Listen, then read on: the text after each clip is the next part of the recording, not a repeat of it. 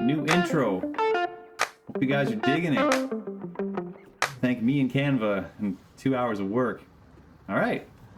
Welcome to this video. I'm Chris from Schoen Roofing, and today we're going to go over a little bit of a funky drain. This is a 2-ply modified roof system where the drain had to be put into the corner.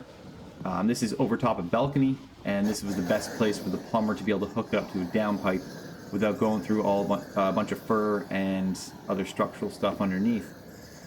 So, me being me, I'm like, yeah, we can do that. Let's figure it out. And this is a great video to make in case you come across this. Normally, we'd want that drain back so we can have our flashings go across, build a little cricket for back slope. Just not possible in this situation. But pre-cut that first flashing an inch back from the ring. I just torched the angle change. Then we cut that tab. Make sure not to cut it first in case the flashing moves a bit.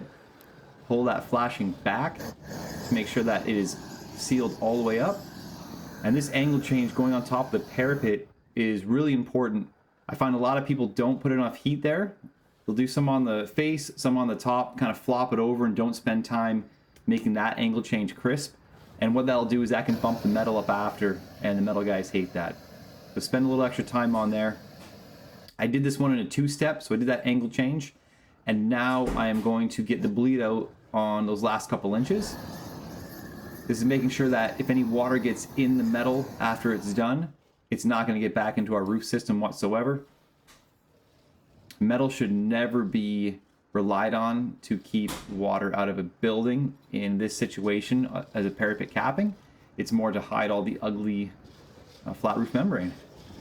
So here is the tab going around the corner, usually about 3 inches, and you don't want to overheat this, just enough that you get a little bleed out, a little degranulation going on, so that our next piece around the corner has something nice to stick to.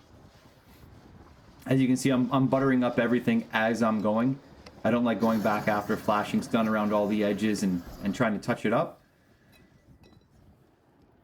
Yeah, as you can see, we're going to take the ring off. I did not degranulate that couple inches because I wasn't exactly sure where it was going to line up. So I make sure there's enough heat in this area that we are going to get a bleed out and that flashing stuck. And what I've found from watching people online is in different places in the world, I believe some places in Europe, they don't degranulate at all, and it's not part of their system. So we do it here in Canada, and I believe in the US as well. It's part of the manufacturer's install process, but I have noticed that some people laugh at it and ask why we waste so much time doing it. All right, so just getting this done in a 2-piece system. I wasn't able to get a trowel in, so I had to use my fingers to get that bleed out on the top. That's how tight this drain was to the actual wall itself. Yeah, butter up the edge a little bit. Make sure you got that nice 1/4 inch bleed out, and it is sealed. Okay, so that piece is done. We switched around to the other side, and this one I wanted to show how we cut it. So that piece is cut to length. It's set where we're going to be torching it, and then I put the clamping ring in so I can make sure I'm staying that inch back. I did have a GoPro on for all of this, but what I realized is I turned my head so much it was making me nauseous watching the video, so we eliminated all that, and everything from now on is going to be from a stationary camera. And then I'll do this afterwards. This is way easier. So we got that first cut. Second cut is from the corner, back out roughly on a 45. This makes sure when you heat up that bottom lap that you're not scraping it up and against the wall and getting all the granulars taken off. Just going to reline it back up there, get my trowel and torch ready, get my gloves back on. These inside corners are especially difficult in the summer, so I always recommend doing the first piece, torching somewhere else for a couple pieces, then coming back to let that piece cool down a bit. This is late summer, so it wasn't too bad. The temperature was actually fairly cool. You see I'm wearing a hoodie, so it must be pretty cool. All right, so now when we torch these, you're going to see I hold the torch on the right-hand side quite a bit more. If you'd go evenly across both sides, you're going to get what's called meltdown on that flashing we just did, where the granulars literally just start to melt down the wall, and there's nothing you can do besides wait till it's done and cooled, and then try and repair it. So this technique where we keep most of the heat on the right-hand side, on the lap side, And then you'll see what I do to add enough heat to get bleed out on that section. That'll make a great video, actually, why that meltdown can happen and ways to avoid it. But that is one. It's just not putting too much heat in that corner. You can always peel it back and add more. You can't really fix that meltdown. Okay, and I can tell I blasted that one.